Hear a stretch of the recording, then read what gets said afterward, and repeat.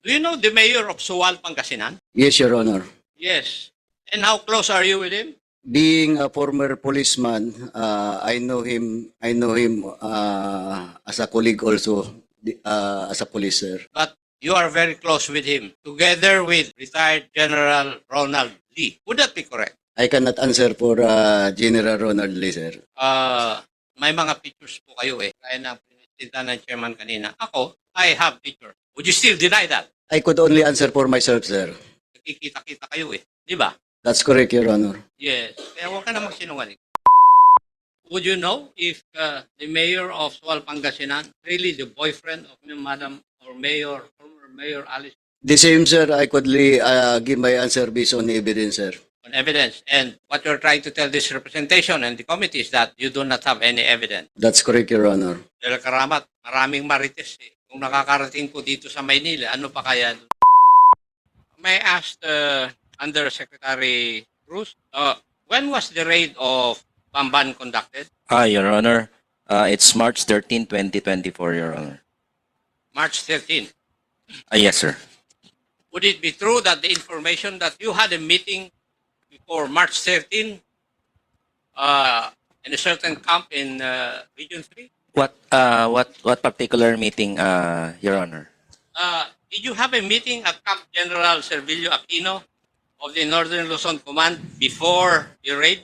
Before the raid, yes, sir. Sa NOLCOM po, sir, meron. Yeah, that's the question that I Yes, sir, I meron asked. po, sir. And in that meeting, informations were received by your office na lumalabas na yung mga tao doon sa Pogo Hub sa Bamban. Would that be correct? Yes, sir.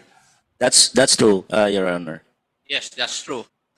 And because of that, inapuran nyo na yung pag-conduct nyo ng raid. Yes, sir. Yeah. May I know, what were the expected, or what was the expected number of people that you would find in the Pogo Hub? During our pre-op, sir, we're expecting around 1,000 to 1,500 foreign nationals ang dadatnan po namin, sir. And how many were you able to arrest? Sa record po namin, sir, about mga nasa 300 na lang po, sir, yung mga dinat na namin mga foreign national. So, what was in your mind then? Definitely, sir, nagkaroon po ng leakage. Definite. Yes, sir. Sagot po niyo sa akin, definite. Yes, sir. nagkaroon ng Definitely, leakage. sir. Kaya kumonte yung naratnan ninyo. Yes, sir.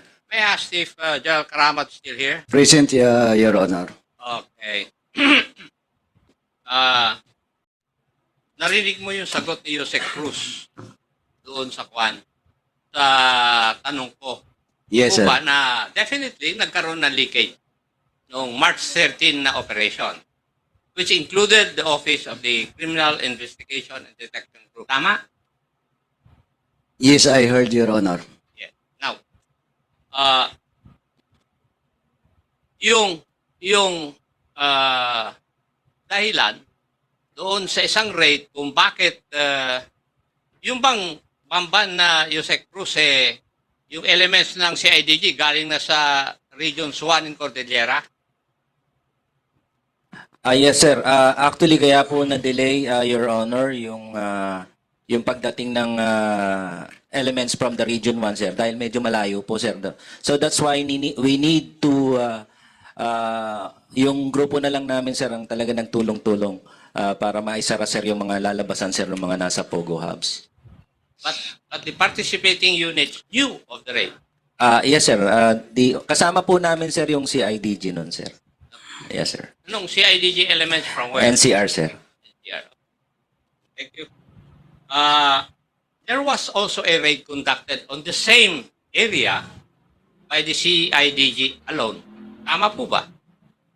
I think that was, pagkatanong kanina, that was February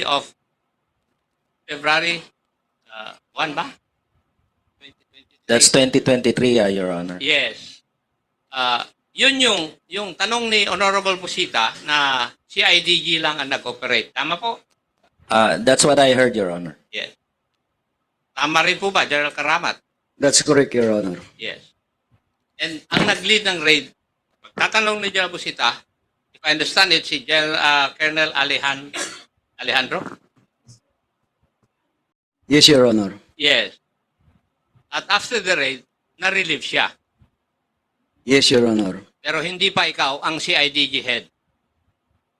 I was already the CIDG head, sir. You were already the Yes, CIDG. Para maklarify kasi magulo kanina yung pagtatanong. Yes, sir. Di ba? So you were already the CIDG head when Colonel Alejandro raided yung Pogo Hub sa Bamban Tarlac in February of 2023. That's correct, Your Honor, sir. Now, let's go back to the question of the Honorable Busita. Kasi magulo kanina. Took most of our time. Yan lang sa question na yun eh. Issue na yan. You relieved Colonel Alejandro how many days after the raid? A day after the operation, sir. A day after the operations. Yes, sir. Now, the Honorable Busita did not ask you the reason why. I'm asking you the reason why a day after the operation, you relieved the head of the team which operated against the Pogo Hub in Bamban Tarlac. Yes, sir, because there was already scheduled a revamp among all my commanders, sir. Actually, it was not Colonel Alejandro was issued order on that day. There were several regional commanders who were included in that reshuffle, sir. Do you know the mayor of Suwal, Pangasinan? Yes, Your Honor. Yes. And how close are you with him? Being a former policeman, I know him. I know him as a colleague also, as a police, sir. But you are very close with him, together with retired General Ronald Lee. Would that be correct? I cannot answer for General Ronald Lee, sir. Well, as the chairman shown a while ago, may mga pictures po kayo eh. Kung kagaya na pinitita ng chairman kanina. Ako, I have pictures. Would you still deny that? I could only answer for myself, sir. But I suppose General You do Lee not was know- once the provincial director in Bulacan, sir. I'm in Pangasinan, sir, so I suppose he knows him, sir. Kikita-kita kayo eh. Di ba? That's correct, Your Honor. Yes. Kaya huwag ka na magsinungaling. Marami nang naipadala sa akin na information eh. Kaya pa. So, I'm asking. So, the reason why Colonel Alejandro after the raid in Bamban was issued because meron ng plano na i-reshuffle ninyo. That's your official answer. Yes, Your Honor, sir. And you think this representation would believe that? Come again, Your Honor, sir. And you think this representation, paniniwalaan po yun? Sinabi nyo? I believe so, sir, because I was the one who authorized that operation in Banban. I give them clearance, sir. So, there is no reason na talagang i-relieve ko dahil dun sa operation nila dahil ako mismo ang nagbigay ng clearance sa operations na yun. Wait. I'm sorry, Chairman, ako. Because a while ago, you were telling us that you were on leave. Now, sinasabi mo... That was a different operation, Your Honor, sir. No. Wait. You told us that on February 1, during the operation of Colonel Alejandro, you were on leave. No, sir. During the operation of Colonel Buyakaw that I was on You were leave. on leave also. No, sir. No, sir. I did not say that. Anyway, Comsec, can you kindly backtrack the video? We wanted to find out. But for the meantime, you go ahead, Congressman Chairman Akop.